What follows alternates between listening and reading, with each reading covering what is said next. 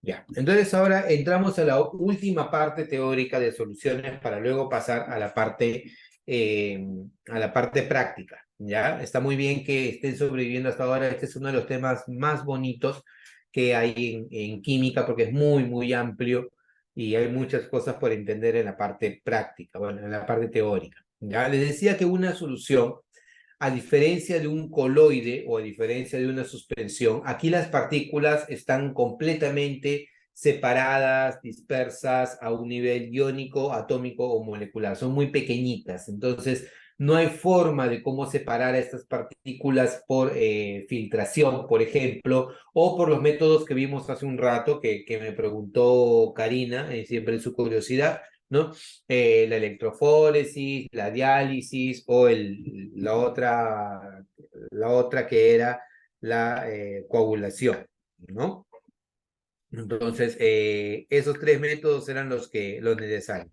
Sí, señorita, ya no quiere ingresar, como no lo ha aceptado, no quiere ingresar, pero sí estoy ingresando. Ya, bueno, entonces, en este caso, cuando habíamos tenido las particularidades, habíamos tenido un soluto, que es la fase dispersa, y un solvente, que es la fase dispersante. ¿De acuerdo? Entonces, habíamos dicho que una solución puede tener varios solutos, pero solamente un solvente. Ejemplo, el agua de mar, ¿no? El agua de mar, puedo decir, es agua salada, pero, o sea, no es cualquier sal, o sea, no es la misma sal que nosotros consumimos acá. Tú vas a tener diferentes sales, ¿no? Que están en el agua de mar y ahí demuestras que tienes varios solutos, pero solamente un solvente, ¿de acuerdo? Ahora, las soluciones se pueden clasificar por su estado físico como sólidas, líquidas o gaseosas, ya habíamos hablado acerca de eso. Si conducen la electricidad, son soluciones electrolíticas; si no conducen electricidad, soluciones no electrolíticas, ¿no? Por ejemplo, tú has escuchado a una bebida rehidratante. Mencióname los nombres de las bebidas rehidratantes que conozcas, por ejemplo, de algunas que tú conozcas. Hidratantes, así es deportivos. ¿Cuál, Karina? O sea, hidratantes así como esas que salen que son para los deportes, es por ahí, que hay sobre... Esas son bebidas rehidratantes, ¿ya? Entonces, si tú vas a ver en la información nutricional de estas bebidas rehidratantes, en la parte de atrás, siempre todo tiene información nutricional, tiene una gran cantidad de iones. Tiene sodio, tiene potasio, tiene hierro, tiene muchísimos iones. Y es porque los iones son los que permiten el flujo de la corriente eléctrica. ¿Y por qué es importante eso? Porque si tú te das cuenta, cuando tú haces ejercicio y sudas, tú pierdes esas sales. ¿Has probado tu sudor? No es que sea cochino, profe, que está hablando. Pues, alguna vez por ahí tengo una gotita de sudor, la has probado. ¿Qué sabor tiene tu sudor? Nadie quiere decir por vergüenza. ¿O no hacen ejercicio ustedes? No quieren decir.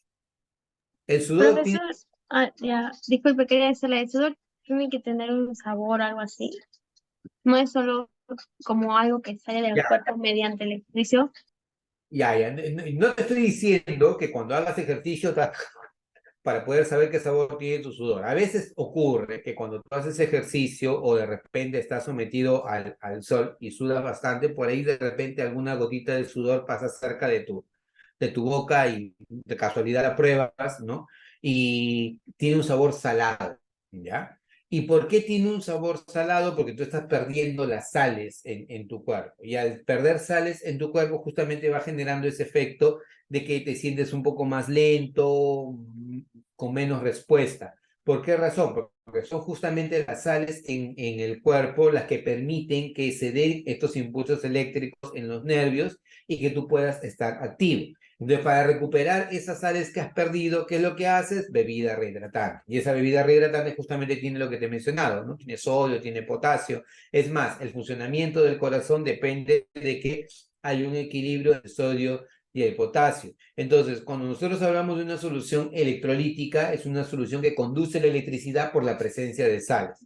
Y solución no electrolítica no conduce la electricidad, ¿ya? Esto ya lo habíamos hecho, así que se lo voy a dejar a ustedes de práctica para poder avanzar con algo adicional. Acá también habíamos visto que las soluciones, por su concentración, se podrían clasificar en ¿qué? Soluciones diluidas, concentradas, saturadas o sobresaturadas. Si es una solución diluida, vamos ahora aquí al cuadro, ¿ya? En una solución diluida, tú vas a tener, ojo, una curva o en todo caso un gráfico de la solubilidad frente a la temperatura. ¿Qué me dice este gráfico? Fíjate en la línea roja, ¿ya? En la línea roja. Para el nitrato de potasio, ¿ya? Para el nitrato de potasio. Conforme se incrementa la temperatura, se incrementa la solubilidad y es muy marcado. Por ejemplo, a 20 grados Celsius la solubilidad es un poco menor a 50, pero a 80 grados Celsius la solubilidad casi llega a 150. Es así como lees tú esta curva. En la curva verde es la curva del cloruro de sodio. Quiere decir que el cloruro de sodio tiene un efecto menos notable que el nitrato de potasio frente a la temperatura. El nitrato de potasio se disuelve mucho mejor conforme incrementa la temperatura y no así el cloruro de sodio. ¿Ya? Entonces a esto se le conoce con el nombre de curva de solubilidad. Profe, pero parece una recta. Sí, parece una recta, pero en realidad se le llama curva de solubilidad. ¿Ya? En la mayor parte de los casos tienen una forma curva dependiendo del rango que tú estés viendo. ¿Ya? Entonces, esa es la particularidad que tú vas a encontrar con ellos. Si hay muy poquitito soluto, como en el caso de A, se llama solución diluida. Si estamos casi llegando, mira, al límite, ¿ya? En B, la solución se llama concentrada. Tiene bastante soluto, pero todavía no llega a la saturación. Cuando llega a C, la solución ya está saturada, ¿ya? Y cuando estoy en D, la solución está sobresaturada de cloruro de sodio. Pero te hago la pregunta, en D, mira, en D, y quiero que me respondas, en D, ¿cómo está esta solución respecto al nitrato de potasio? ¿Cómo estaría? ¿Diluida, concentrada, saturada, sobresaturada? En D, ¿cómo estaría la solución frente al nitrato de potasio? Ayúdame.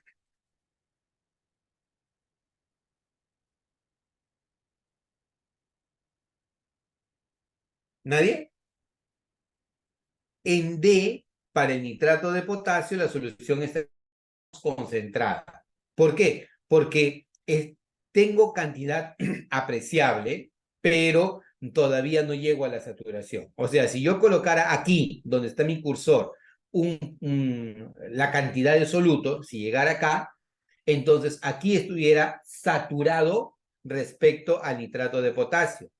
Y si lo sobrepaso, voy a estar sobresaturado respecto al nitrato de potasio. ¿Me dejo entender? ¿Sí? Entonces, pregunto, ¿ya? Julia, ¿está Julia por ahí? Julia, ¿cómo se encuentra respecto al cloruro de sodio?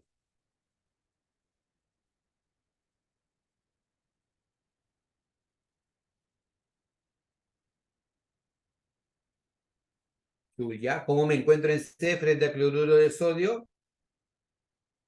Saturado, ¿ya? Liliana, ¿cómo me encuentro en B frente al cloruro de sodio?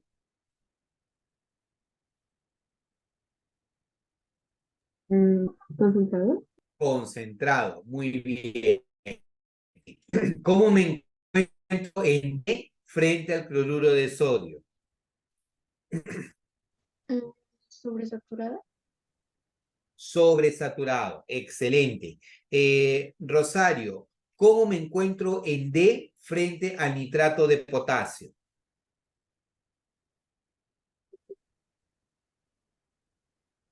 ¿Sobresaturada? Concentrado, claro, porque no llegué a todavía nitrato de potasio. Pregunta, si yo coloco acá un punto E, ¿quién me dice cómo me encuentro en E aquí frente al nitrato de potasio? ¿Cómo me encuentro ahí?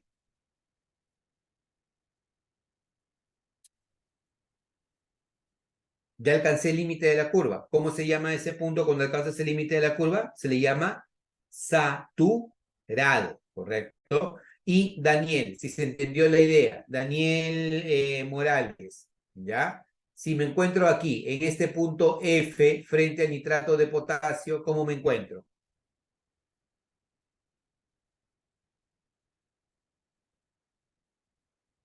Daniel Benavente, frente a nitrato de potasio, en este punto F, ¿cómo me encuentro? Sobresaturado, porque sobrepasé el límite de la saturación, ¿de acuerdo? Entonces, eso de ahí se lo voy a dar para que ustedes lo tengan como lectura y lo puedan revisar, porque ese concepto teórico de concentraciones o de solubilidad viene muchísimo en examen de admisión y viene muchísimo en Olimpiada Peruana de Química, ¿ya? Así que no es solamente un tema de la Olimpiada, sino un tema también de examen de admisión, ¿ya? Ahora, ¿cómo que ocurre la disolución? La disolución puede ser de dos grandes tipos. Puede ser una disolución endotérmica o puede ser una disolución exotérmica, ¿ya? Si es una disolución endotérmica, libera calor. Si es una solución exotérmica, perdón, si es una solución endotérmica, absorbe calor. Si es una disolución exotérmica, libera calor. El endo absorbe, el exo libera, ¿de acuerdo? Por ejemplo, hay una regla en el laboratorio, ¿ya? Hay una regla en el laboratorio que nos dice, nunca le des de beber al ácido, ¿ya? Si ustedes llegan a fase 2, ¿ya? Si ustedes llegan a fase 2, y a la fase de laboratorio, en realidad de la fase 2 de la OPQ, y logras entrar al laboratorio, siempre vas a tener a alguien del laboratorio que va a estar por ahí detrás tuyo mirando, mirando, y si por ahí cometes una burrada, te va a parar. Entonces, ten cuidado. Una de las reglas de oro en el laboratorio es nunca le des de beber al ácido. Nunca le des de beber al ácido. Profe, ¿los ácidos beben? No, pero es una forma de decir. O sea, nunca le eches agua al ácido. Siempre echa ácido al agua. Pues, profe, usted está loco, no es lo mismo echar ácido al agua que agua al ácido. No es lo mismo. No es lo mismo. Porque si tú tienes ácido, ¿ya? Y al ácido tú le echas agua, o sea, le das de beber, puede ocurrir que el agua, cuando entre en contacto con el ácido, genere un proceso exotérmico, el agua se vaporice y cuando sale el vapor, salta el ácido. Así como cuando tú le echas, dime que has preparado papas para freír en tu casa. Por lo menos dime que eso has hecho. O has visto cómo mamá o papá lo ha hecho. ¿Quién ha visto cómo se hacen las papitas para freír? Papas fritas. Papas fritas, Karina, ya. Explícanos, Karina, el proceso de hacer papas fritas. Primero, depende, que se usa una papa para freír, no me acuerdo el nombre, pero se pela, se lava o también, ay, mi mamá hacía de otra forma. Ya bueno, se pela, se lava y después se echa, se pone a calentar aceite y ahí cuando está caliente se echa la papa ¿Cómo para se que hace? ¿Cómo se echa las papas? Justamente ese es el punto que me interesa, Karina. O sea, ¿te acercas y a 1 kilómetro de distancia lanzas las papitas o te acercas no, a... mi mamá me dice que no tire la papa porque salpica el aceite, algo así me dijo. O sea, mi mano tiene que estar como cerca de la sartén para echar la papa. Claro, porque una particularidad, y si no lo has visto, y me parece que la única que acompaña a su mamá o a su papá a ver freír papas en la cocina es Karina, y muy bien, Karina, te felicito. El resto haga lo mismo, ¿ya? Acompañe papá, mamá a freír cuando frían las papas, ¿ya? Las papas, para que no se negreen, tú las dejas en agua, ¿ya? Que estén remojaditas, mientras las vas haciendo porque demora el proceso. Entonces, cuando tú haces esto, ¿ya? Como las papas están húmedas y el aceite está caliente, si tú echas las papas calientes, las papas húmedas en el aceite, se empieza a saltar. ¿Y qué es lo que va a ocurrir? Va a ocurrir que ese aceite caliente te puede salpicar y te puede generar una quemadura. Es el mismo efecto de que tú eches agua al ácido. Si tú en el laboratorio le echas agua al ácido, el agua, cuando entra en contacto con el ácido, puede generar un proceso exotérmico. Este proceso exotérmico hace que el agua se vaporice muy rápidamente y al vaporizarse, al salir, jala consigo el ácido. Y si te cae el ácido, también olvídate. Es todo un tema, una quemadura con ácido, ¿ya? Por eso la regla de oro, ¿cuál es en el laboratorio? Nunca le des de beber al ácido. Lo que tienes que hacer, por el contrario, es echar ácido al agua. Profe, ¿pero no va a ocurrir el mismo efecto? No, no ocurre el mismo efecto, pero también debes tener cuidado. Porque yo, por ejemplo, cuando estuve en algún momento trabajando en el laboratorio, los profesores o qué sé yo, los jefes de práctica en el laboratorio quieren probar si verdaderamente sabes o no, porque para eso estás en el laboratorio. Entonces me dijeron, oye, hazte ácido sulfúrico a tal concentración porque necesitamos que los chicos hagan su práctica. Y yo, bueno. Entonces yo como me sabía la teoría, profesor de química, recontra, ¿no? Recontra humano, me pongo a hacer mi ácido y le empiezo a echar agüita bueno, ácido al agua. Y no sé cómo me doy cuenta, ¿ya? Porque era un recipiente bastante grande en donde tú echabas esto. Ya hablaremos de los nombres exactos cuando entremos a la parte de Olimpiada, ¿ya? Un recipiente grande, no sé cómo de casualidad veo que una burbujita sale desde abajo y, tiqui, tiqui, tiqui, tiqui, y empieza a subir hasta la parte más alta del recipiente. Entonces, ¿qué? ¿Qué pasa acá? No se tocó el recipiente y estaba recontra caliente. Y no pude con mi curiosidad. Lastimosa, malogrando se aprende. Eché un poquito más de ácido y salían más burbujitas. Eché un poquito más de ácido y tiqui, tiqui, tiqui, más burbujitas. El agua había empezado a hervir solamente por el efecto de haber echado ácido al agua. Entonces dije yo, ni loco, sigo haciendo esto, ya logré el ácido que se enfríe un poco y luego vemos. ¿Por qué? Porque puede darse que la temperatura sea tan alta que reviente el recipiente, porque era un recipiente de vidrio, y eso de ahí podría, en el mejor de los casos, derramarse en el lugar donde estaba yo preparando el ácido, o podría provocar al reventar, ¿no? El tema de las esquirlas, cortaduras, que te salpique a la piel, un montón de cosas, ¿ya? Entonces, lo mejor es siempre echar ácido al agua, pero no agua al ácido. Pero no significa que no debas guardar cuidado.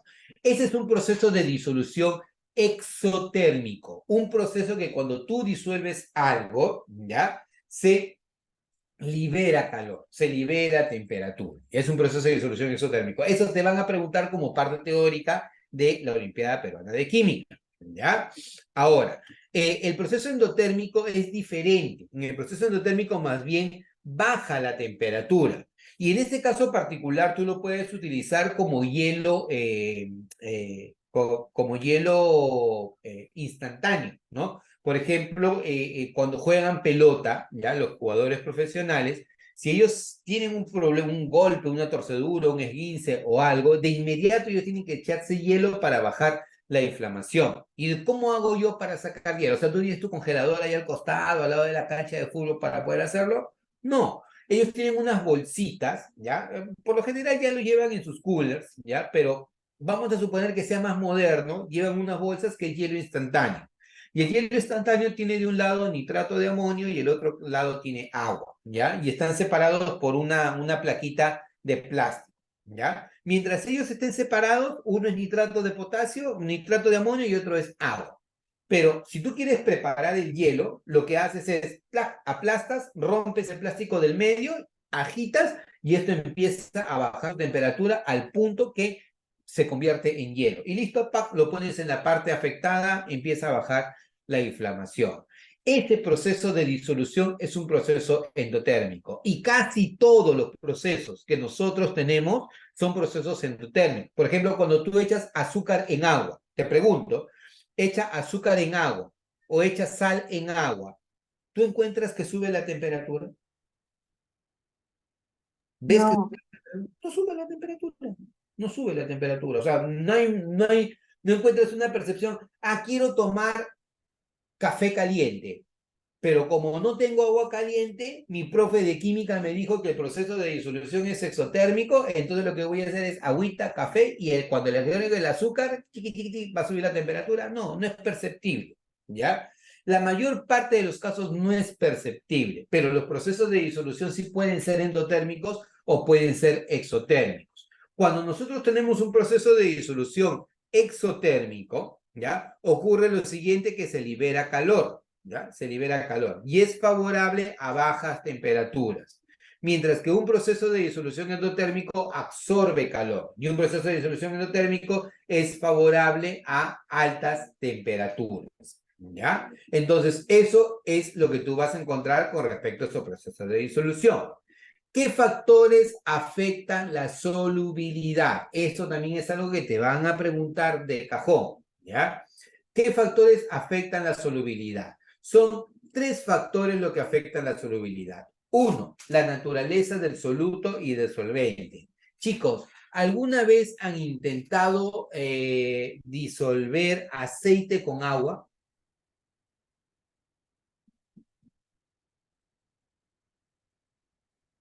¿Le has echado aceite al agua al aceite? ¿Algunas vez lo han hecho? Nunca. Profesor, cuando se lava una sartén después de hacer papa frita, por ejemplo, el aceite es difícil de sacar cuando le echo agua para lavar. Genia, genia, claro. Ahí nos dice, es difícil, no se mezcla, nos dice Julia, Rosario nos dice, yo lo he visto, y Karina nos dio cátedra, nos dijo, por ejemplo, yo freí mi papa, y al freír mi papa, el aceite que quedó en la sartén, yo quise sacarlo y es difícil. Claro, es correcto, porque el agua y el aceite no se mezclan. Y para que tú puedas separar el agua y el aceite, ¿qué es lo que haces? Detergente. Y el detergente ahí es donde funciona como si fuera el agente emulsificante, el que hace posible que se junte el agua con el aceite para producir el efecto de lavado. Liofílico. ¿Ya? Liofílico. ¿Te acuerdas que vimos ese término? Liofílico. Entonces, el agua y el aceite no se mezclan, no hay afinidad, no hay forma de que el agua y el aceite se mezclen de manera natural. ¿Por qué? Porque no tienen la misma naturaleza. El agua es un compuesto polar, mientras que el aceite es apolar. El agua es polar, mientras que el aceite es apolar. Pero el agua y el alcohol sí se mezclan, mira tú. El agua y el alcohol sí se mezclan. Entonces, si el agua es polar, el alcohol, ¿qué debería ser? ¿Polar o apolar? Te creo. Todo, rapidito, a través del chat si no quieres hablar. Vuelvo nuevamente con la premisa. El agua y el aceite no se mezclan, porque el agua es polar y el aceite es apolar. Sin embargo, el agua con el alcohol sí se mezclan. Si el agua es polar, entonces el alcohol, ¿qué cosa es? ¿Polar o apolar? Polar, claro, porque lo similar disuelve a lo similar. ¿El azúcar se disuelve en agua, sí o no? Sí. Si el agua es polar, entonces el azúcar, ¿qué cosa es? También polar, claro, también polar. Chicos, el agua y la gasolina no se mezclan, no se mezcla el agua con la gasolina. El agua es polar, entonces típicamente la gasolina, ¿qué cosa es? ¿Polar o apolar? Hola.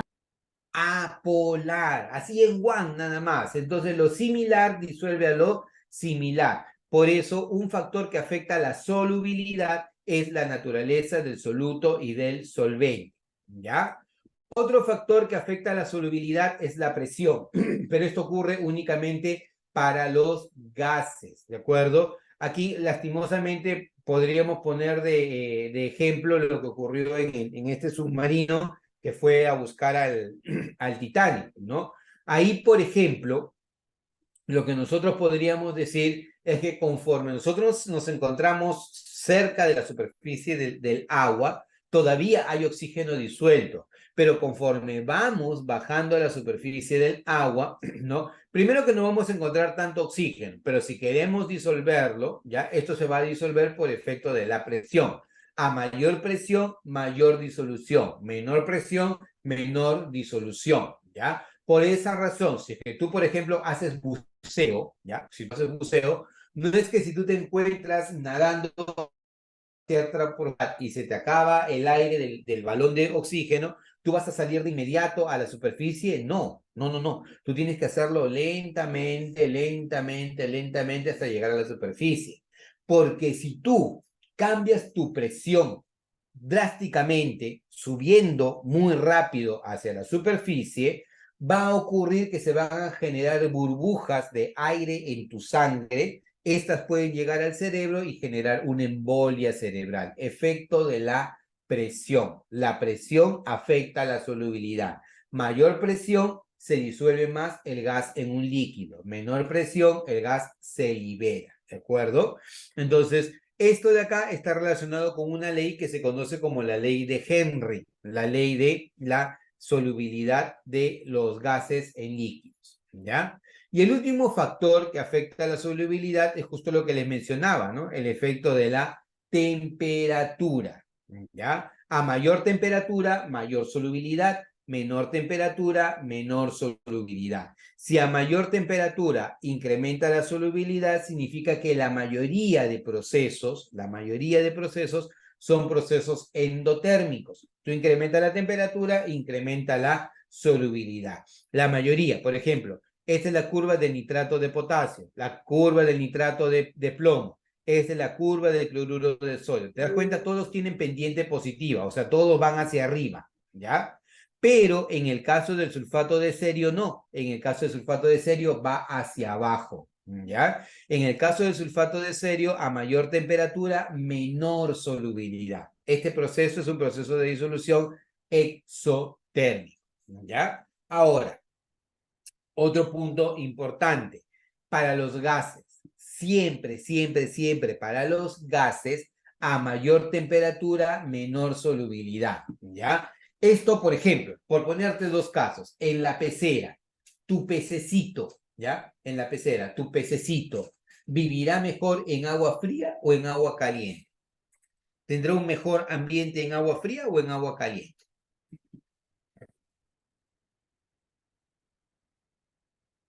Si eres recontra peruanazo, eso te lo sabes de hasta por, qué sé yo, por... Profesor, ¿me puedo hacer una pregunta? Te vuelvo a hacer la... ¿Me quieres hacer una pregunta? Sí, ajá, sobre peces, por decirlo así. Di- Porque cuando estaba en primaria, afuera del colegio, creo que aún lo siguen haciendo, vendían pececitos en bolsitas, pececitos chiquititos. Y cuando llegaban a la casa, por ejemplo, de decirlo así, se morían los peces, o sea, no resistían. Quiero saber por qué. ¿Por qué? Ah, ya, o sea, te has quedado con esa imagen de tu niñez y quieres que yo te libere esa crisis existencial. Ah, sí, sí. Lo voy a hacer, Karina, no te preocupes. Para eso estamos.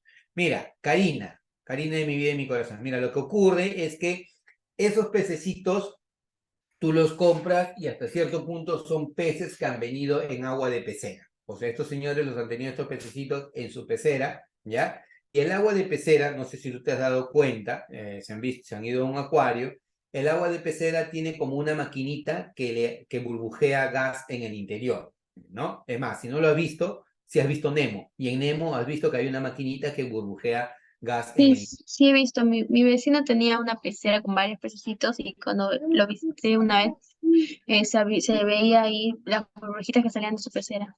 Perfecto. Entonces lo que hacen estos señores es toman una bolsita con esa agua, le meten al pececito y lo llevan y listo, te vendo pececito chévere, que va a ser bonito, que te vas a llenar de hijitos pececitos y todo, tú feliz y contenta.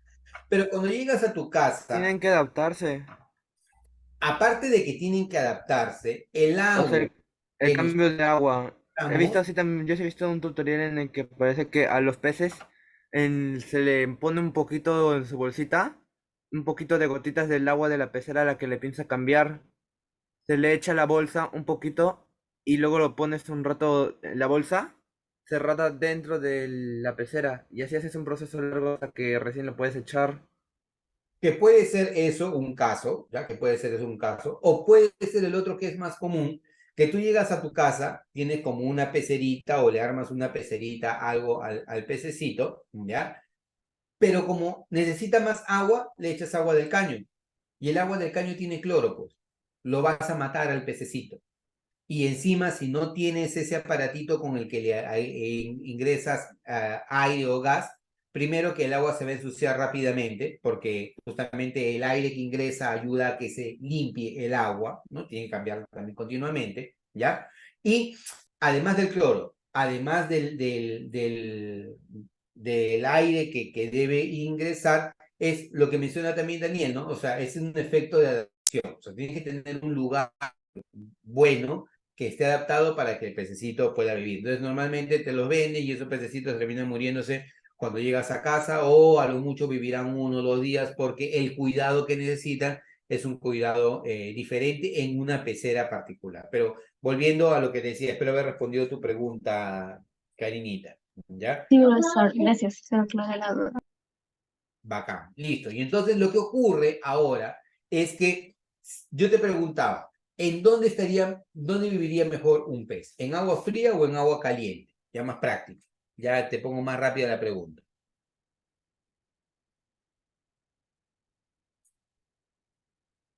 Profesor, yo pienso que depende del hábitat del pez. También, también. Pero en Perú, En Perú sería agua fría.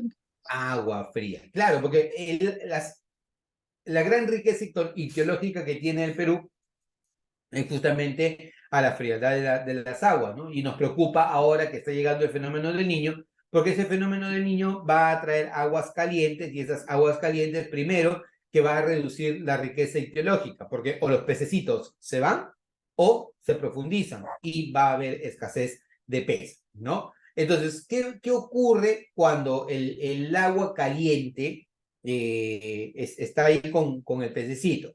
Mientras haya agua fría, el oxígeno está más disuelto y ellos pueden respirar mejor, tienen mayor concentración de oxígeno.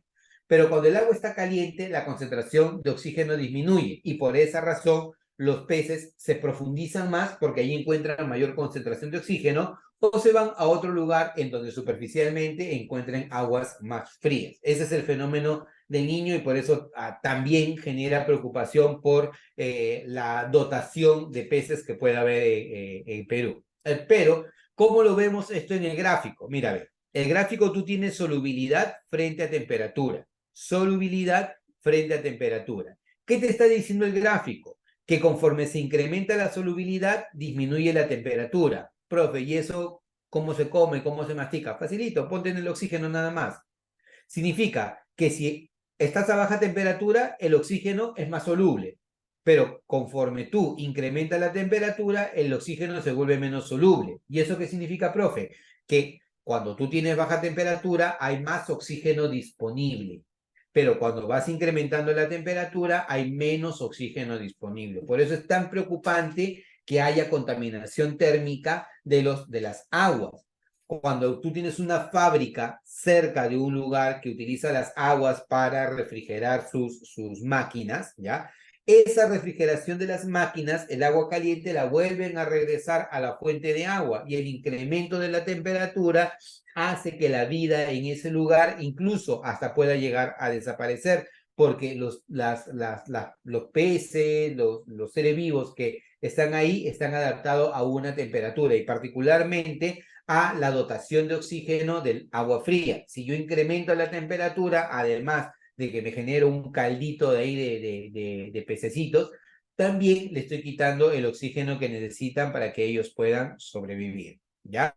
Entonces, este es el efecto de la temperatura. ¿Qué factores afectan la solubilidad? 3 factores. Lo similar disuelve lo similar, eso quiere decir naturaleza de las sustancias. Lo segundo, la presión, que solamente afecta a los gases. Mayor presión, mayor solubilidad, menor presión, menor solubilidad.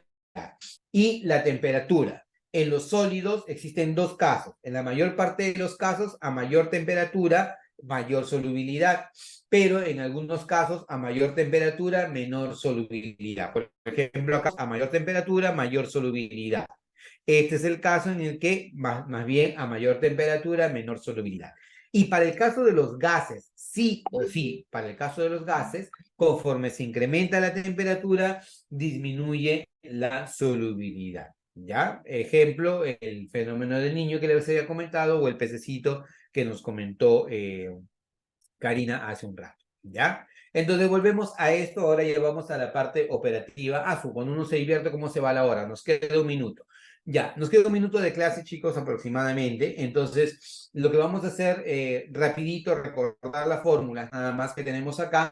Volvemos a los 5 minutos y como ya hemos cubierto la parte teórica, vamos a la mala a resolver ejercicios, ¿ya? Entonces, unidades físicas de concentración, porcentaje en masa, porcentaje en volumen y partes por millón que se utiliza cuando tienes muy poquita concentración de soluto en el solvente. O sea, esto básicamente se da para soluciones que son diluidas. Te había comentado la preocupación cuando, por ejemplo, hay contaminación con plomo, ¿no? En el agua, que debe estar a nivel de partes por millón, o carbono en el aire por el efecto invernadero, el cambio climático en realidad.